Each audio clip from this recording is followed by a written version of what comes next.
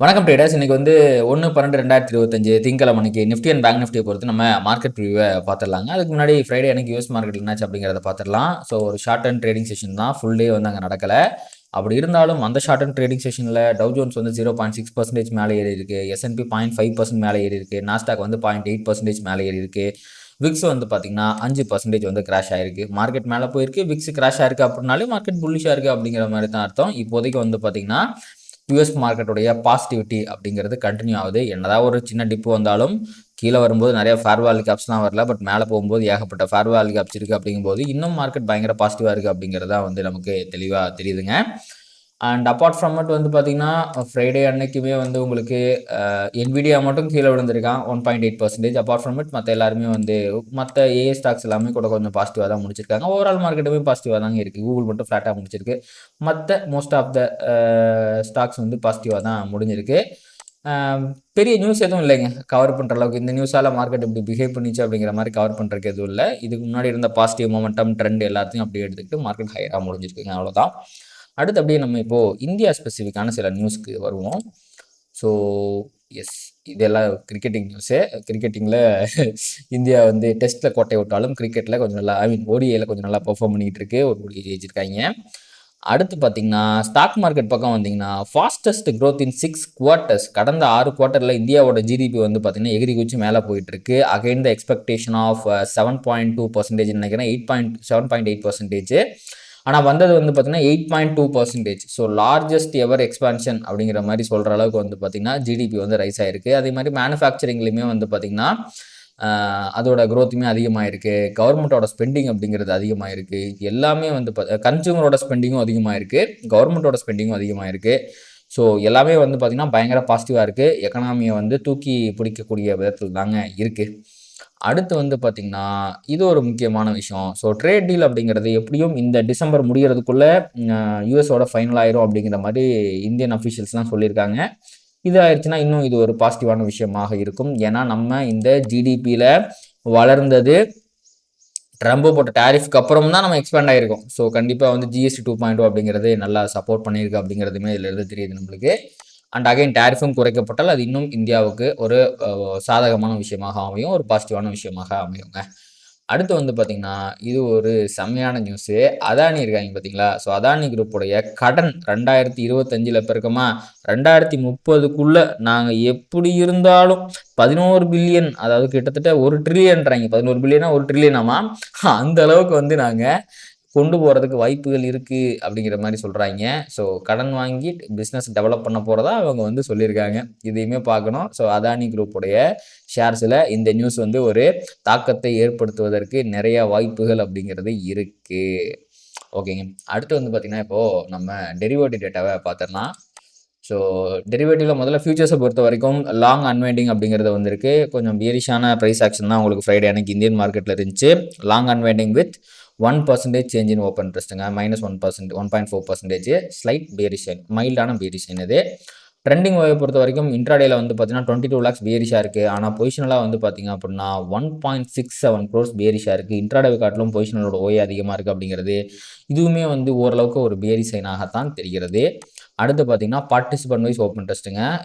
FI பாருங்கள் 13, 13, 10, 16 put option அதிகமாக by பண்ணி பியரிஷாக இருக்காங்க. எவ்வளோ தூரம் மார்க்கெட் மேலே போனாலும் இவங்க மட்டும் உங்களுக்கு ஆப்ஷன் மார்க்கெட்டில் புல்லிஷ் ஆகவே மாட்டுறாங்க, பியரிஷாக தான் இருக்காங்க. ப்ராப் ட்ரேடர்ஸ் வந்து பார்த்தீங்கன்னா உங்களுடைய ஸ்டான்ஸை இப்போ ரொம்ப நியூட்ரலாக மாற்றிருக்காங்க. இங்கே பாருங்கள், புட் ஆப்ஷன் கால் ஆப்ஷனை வந்து 2% அதிகமாக பை பண்ணியிருக்காங்க, புட் ஆப்ஷனையும் 2% அதிகமாக பை பண்ணியிருக்காங்க. ஸோ ஆப்ஷன் பையராக இருக்கிறாங்க ப்ராப் ட்ரேடர்ஸ். ஆனால் ஒரு பயங்கரமான நியூட்ரலான பொசிஷன், எந்த பக்கமே டேரக்ஷன் இல்லை, எந்த பக்கம் போனாலும் பிரேக் அவுட் ஆனால் எனக்கு ப்ராஃபிட் வரணுங்கிற மாதிரி நியூட்ரலான பொசிஷன் கிரியேட் பண்ணியிருக்காங்க. மோஸ்ட் லைக்லி இன்னைக்கு அவங்க இந்த ஸ்டான்ஸை மாற்றுறதுக்கு வாய்ப்பு இருக்குது. அதன்படி நாளைக்கு எக்ஸ்பீரி அவங்க முடிக்கிறதுக்கும் வாய்ப்பு இருக்குது, பொறுத்திருந்து பார்க்கலாம். அண்ட் ரீட்டைல் ட்ரேடர்ஸை பொறுத்த வரைக்கும் 64, 66 அப்படின்ட்டு கால் ஆப்ஷன் செல் பண்ணி 59, 67 அப்படின்ட்டு புட் ஆப்ஷனும் பயங்கரமாக செல் பண்ணி ஒரு கன்சாலிடேஷனில் இருந்தால் ப்ராஃபிட் வரும் அப்படிங்கிற மாதிரியான ஒரு பொசிஷனை கிரியேட் பண்ணியிருக்கிறாங்க. எஃப்ஐயோடைய லாங் ஷார்ட் ரேஷியோ பொறுத்த வரைக்குங்க எஃப்ஐ வந்து ஒரு 18.7% வந்து பார்த்திங்கன்னா லாங்கில் இருக்காங்க. பட் ஸ்டில் வந்து பார்த்திங்கன்னா என்ன 18.5லேருந்து 18.7 கொண்டு வந்துருக்காங்க, அவ்வளோதான். இன்னுமே வந்து கிட்டத்தட்ட 82% பக்கமாக 81% பக்கமாக வந்து பார்த்திங்கன்னா அவங்க ஷார்ட் அடிச்சு தான் வச்சுருக்காங்க. ஆப்ஷன்ஸ்லையும் ஷார்ட்டில் தான் இருக்காங்க, ஃபியூச்சர்ஸ்லையும் ஷார்ட்டில் தான் இருக்காங்க. மார்க்கெட் ஆல் டைம் ஹையில் இருக்குது, ஞாபகம் வச்சுக்கணும் நம்ம. சரி, ஓகேங்க. அடுத்து வந்து நம்ம அப்படியே ஃபியூச்சர்ஸ் மார்க்கெட்லாம் எப்படி இருக்கு அப்படிங்கிறத பார்த்துரலாம். ஸோ காலையில வந்து பார்த்தீங்கன்னா, யுஎஸ் ஃபியூச்சர்ஸ்ல ஒரு சிறிய டிப் அப்படிங்கிறது தெரியுதுங்க.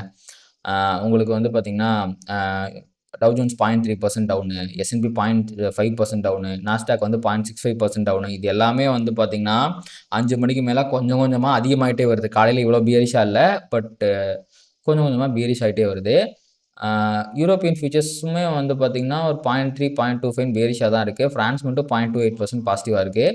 ஏசியன் மார்க்கெட்டும் காலையில பாருங்க நிக்கி 1.2% டவுனு, ஆஸ்திரேலியா 0.27% டவுனு, தைவான் மட்டும் 0.2% பாசிட்டிவா இருக்கு. கொரியா வந்து 0.3% வந்து பேரிஷா இருக்கு. அண்ட் கிரிப்டோஸ்லாம் கிராஷ் ஆயிட்டு இருக்குங்க. காலையில 5:30க்கு பார்க்கும்போது 0.2% தான் பேரிஷா இருந்தான். கண்ணிமைக்கும் நேரத்தில 1 மணி நேரத்தில 3.3% வந்து பேரிஷா மாறிட்டான். எத்தீரியம் கிராஷ் எல்லாமே கிரிப்டோஸ் வந்து கிராஷ் ஆயிட்டு இருக்கு. பட் கிஃப்ட் நிஃப்டி மட்டும் என்ன நடந்தாலும் சரி, நான் பாசிட்டிவ் தான் இருப்பேன் அப்படிங்கிற மாரி 113 பாயிண்ட் வந்து பாசிட்டிவிட்டிய இண்டிகேட் பண்ணிக்கிட்டு இருக்கான். சப்போஸ் உங்களுக்கு இந்த குளோபலோட நெகட்டிவிட்டி இந்த ஃபியூச்சர்ஸ்லாம் பேரிஷாவே இருக்கிற பட்சத்தில, கண்டிப்பா 100 பாயிண்ட் கேப் அப்புக்கு வாய்ப்பு இல்ல. அஸ் த டே ப்ராக்ரஸஸ், டைம் ப்ராக்ரஸஸ் கண்டிப்பா இது கம்மியாகறதுக்கு வாய்ப்பு இருக்கு. பட் நெகட்டிவான ஓப்பனிங்லாம் வாய்ப்பு இல்லைங்க. மார்க்கெட் பாசிட்டிவா தான் ஓப்பன் ஆக போகுது. தற்போதைய நிலைமைக்கு 100 பாயிண்ட் கேப் அப் வந்து அவன் காமிக்கிறான். ஸோ இப்போதைக்கு நம்ம இதே எடுத்துப்போம். இதுக்கப்புறம் கிஃப்ட் நிஃப்டி மாறுச்சுன்னா, அதுக்கேத்த மாரி கேப் அப்போட வேல்யூ மாறுறதுக்கு வாய்ப்பு இருக்கு. இப்ப நம்ம ஸ்ட்ரெய்ட் அவே நிஃப்டியோட அனாலிசிஸ்க்கு போயிரலாம். ஸோ முதல்ல ட்ரெண்ட் ரொம்ப முக்கியம். ட்ரெண்ட பொறுத்தவரைக்கும் 5 மினிட்ஸ் அண்ட் 15 மினிட்ஸ்ன்னு இந்த லோயர் டைம் ஃப்ரேம்ல வந்து பார்த்தீங்கன்னா, ட்ரெண்ட் அப்படிங்கிறது பியரிஷா இருக்கு. நீங்க 5 மினிட்ஸ்ல பார்த்தாலே தெரியும்னு நினைக்கிறேன். கிளியரா லோயர் லோ போட்டுட்டு இருக்கு. 15 மினிட்ஸ்லயும் வந்து பார்த்தீங்கன்னா, கிளியரா லோயர் லோ தான் போட்டுட்டு இருக்கு. பட் இது எல்லாமே இன்டர்னல் தான். ஸோ இதுக்கும் இடையில இருக்கிற வரைக்கும் உங்களுக்கு 5 மினிட்ஸ்லயும் 15 மினிட்ஸ்லயும் ட்ரெண்ட் மேபி மாறி மாறி வரலாம். மேல போலாம், கீழ வரலாம். பட் ஃபர்தரா ஒரு கிளியர் ட்ரெண்ட் எமர்ஜ் ஆகணும் அப்படின்னா, பிரைஸ் மேல 26,311 தாண்டணும். அப்படி இல்லன்னா கீழ 26,143 தாண்டணும். இதுக்கு இடையில இருக்கிற வரைக்கும் வந்து பார்த்தீங்கன்னா, ஒரு இதுதான் எக்ஸ்டர்னல் லிக்விடிட்டிங்க. உள்ள இருக்கிறது இது வந்து இன்டர்னல் லிக்விடிட்டி. இன்டர்னல்ங்கிறது உங்களுக்கு ட்ரெண்ட் மாறும், சாப்பியா இருக்கும். அண்ட் மார்க்கெட் ஆல்ரெடி அக்குமுலேட் ஆயிட்டு இருக்கு. டார்கெட்ட ஹிட் பண்ணிட்டு. ஸோ டெய்லி டைம் ஃப்ரேம்ல வந்து பார்த்தீங்கன்னா, உங்களுக்கு ஆல் டைம் ஹை அடிச்சிருச்சு. அதுக்கப்புறம் ஒரு சிறிய கன்சாலிடேஷன். மேபி ஒரு டிப் வந்து இந்த ஃபேர் வேல்யூ கேப்ல வர ரியாக்ஷன் பொறுத்து தான் ஃபர்தரா மார்க்கெட் ரியாக்ட் பண்றதுக்கு வாய்ப்பு இருக்கு. அஸ் ஆஃப் நோ பெருசா ஒண்ணும் இல்லை.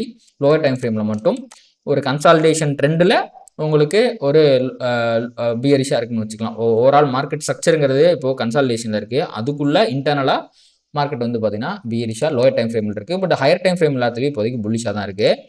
அண்ட் இப்போ நம்ம சிபிஆர் இண்டிகேட்டரை வந்து ஆன் பண்ணிடலாம். முதல்ல வந்து டெய்லி சிபிஆர் வந்து உங்களுக்கு ஆல்ரெடி வந்து ஒரு அசனிங் சிபிஆர் அப்படிங்கிறதா இருந்துச்சு. நேரோ சிபிஆரா இருந்துச்சு. மார்க்கெட் ட்ரெண்ட் ஆயிருக்கணும். பட் ஆகல.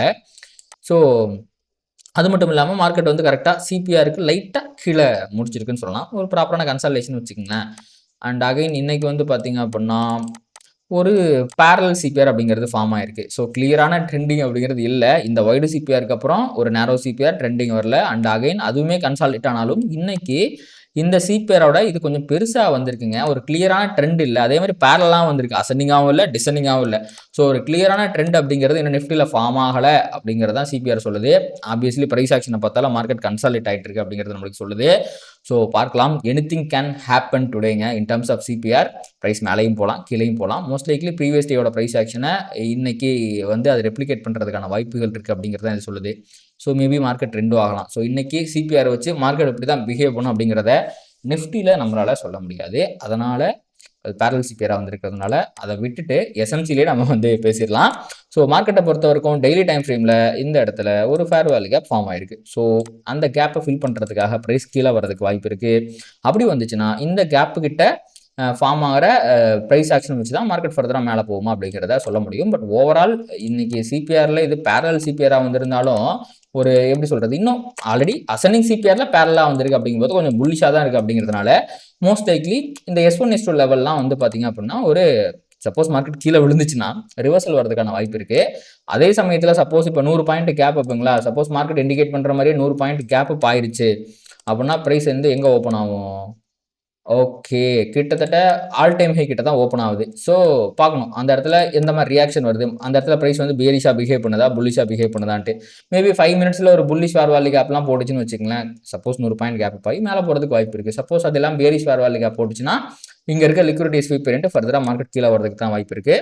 So based on the reaction தான் இன்னைக்கு வந்து நம்மளுடைய முடிவுகளை எடுக்க முடியும். எல்லா நாளும் அப்படி தான் எடுக்கணும். பட் இன்னைக்கு வந்து பெரிய கிளியரா ட்ரெண்ட் இல்லாத காரணத்தினாலயும் மார்க்கெட் வந்து கன்சாலிடேட் ஆயிட்டு இருக்க காரணத்தினாலயும் இன்னைக்கு அதற்கான முக்கியத்துவம் அதிகமா இருக்கு. ரியாக்ஷன் மட்டுமே தான் நீங்கள் பார்க்க முடியும். அடுத்து பார்த்தீங்கன்னா டெய்லி சிபிஆர். ஸோ பேங்க் நிஃப்டியில் ஆல்ரெடி கீழே ஒரு விர்ஜின் சிபிஆர் அப்படிங்கிறது இருக்குது. ஸோ மார்க்கெட் கீழே விழுந்தாலும் சப்போர்ட்டுக்கு ஒருத்தன் பெருசாக இருக்கான். அவனும் வந்து ஒரு முரட்டத்தனமான வைடு சிபிஆராக இருக்கிற காரணத்தினால எனி டிப் வந்து கண்டிப்பாக ரிவர்சல் வரதுக்கான வாய்ப்புகள் இருக்குது. அண்ட் பேங்க் நிஃப்டியில் ப்ரைஸ் பாருங்களேன் மேலே தான் முடிச்சிருக்கு. நிஃப்டி அளவுக்கு பேங்க் நிஃப்டி வீக்காக இல்லை.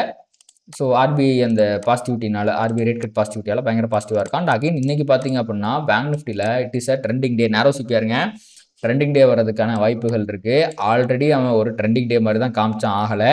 பட் நிஃப்டியோட ப்ரைஸ் ஆக்ஷனும் பேங்க் நிஃப்டியோட ப்ரைஸ் ஆக்ஷனும் கொஞ்சம் வேறு மாதிரி இருந்ததுனால ஒரு நேரோ சிபிஆர் ஃபார்ம் ஆகி இன்றைக்கி வந்து பார்த்திங்கன்னா மார்க்கெட் வந்து ஹையர் ஹை போட்டால் மேலே போயிடும், லோயர் லோ போட்டால் கீழே போயிடும் அப்படிங்கிற மாதிரி ஒரு ப்ரைஸ் ஆக்ஷனை பேங்க் நிஃப்டி இண்டிகேட் பண்ணுது. பட் சப்போஸ் கீழே விழுந்துச்சுன்னா கண்டிப்பாக விர்ஜின் சிபிஆர் கிட்ட ஒரு 400 பாயிண்ட் 350 பாயிண்ட் கீழே விழுந்துச்சுன்னா ஒரு சப்போர்ட்டுங்கிறது கிடைக்கிறதுக்கு வாய்ப்பு இருக்குது. அதே மாதிரி இந்த ஹையை 59,900 அப்படிங்கிற ஆல் டைம் ஹையை தாண்டிச்சுன்னா ஃபர்தராக மேலே போகிறதுக்கும் வாய்ப்பு இருக்குங்க.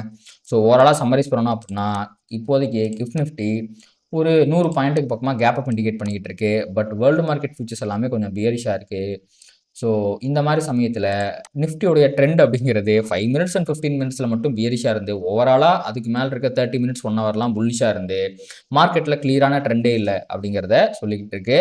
ஸோ இப்போதைக்கு வந்து பார்த்திங்கன்னா ஒன்று இந்த daily time frame fair value கேப்பில் ப்ரைஸ் வந்து பார்த்திங்கன்னா வந்து ரியாக்ஷன் புல்லிஷான ரியாக்ஷனோ பியரிஷான ரியாக்ஷனோ கொடுக்கணும் ஒன்று. அப்படி இல்லைனா ப்ரைஸ் வந்து புதுசாக ஒரு டெய்லி டைம் ஃப்ரேமில் ஃபேர் வேல்யூ கேப் போடணும் புல்லிஷா ஆர் பியரிஷா.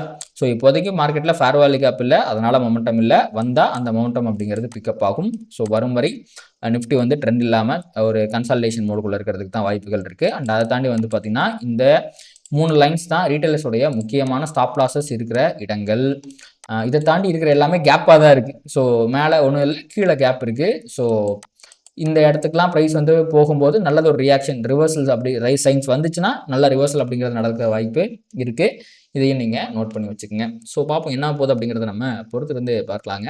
அண்ட் இதோட இந்த வீடியோவுமே முடிச்சுக்கலாம். நம்ம கண்டிப்பாக இந்த வீடியோ வந்து உங்களுக்கு யூஸ்ஃபுல்லாக இருந்திருக்குன்னு நினைக்கிறேன். இந்த வீடியோ உங்களுக்கு பிடிச்சிருந்துச்சுன்னா அதை லைக் பண்ணுங்கள், கமெண்ட் பண்ணுங்கள், அண்ட் ட்ரேட் பண்ணுற மற்றவங்களுக்கும் ஷேர் பண்ணுங்கள். அது யூடியூபில் அதை ட்ரிகர் பண்ணி நிறையா பார்வையாளர் நம்ம சேனலுக்கு கொண்டு சேர்க்கும். நன்றி.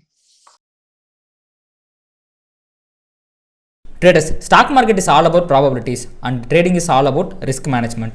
இங்கே 100% ஒர்க் ஆகக்கூடிய ஒரு விஷயம் கிடையவே கிடையாது. இதை தெரிஞ்சுக்காமல் நீங்கள் ட்ரேட் பண்ணிங்க அப்படின்னா நீங்கள் லாஸஸ் பண்ணுறதுக்கு நிறைய வாய்ப்புகள் இருக்குது. அதனால் உங்களுடைய ஃபினான்ஷியல் அட்வைசரை கன்சல்ட் பண்ணிவிட்டு அதுக்கப்புறமா ட்ரேட் பண்ணுங்கள். இந்த வீடியோவில் நான் சொல்கிற எல்லாமே எஜுகேஷன் பர்பஸ்க்காக தான்.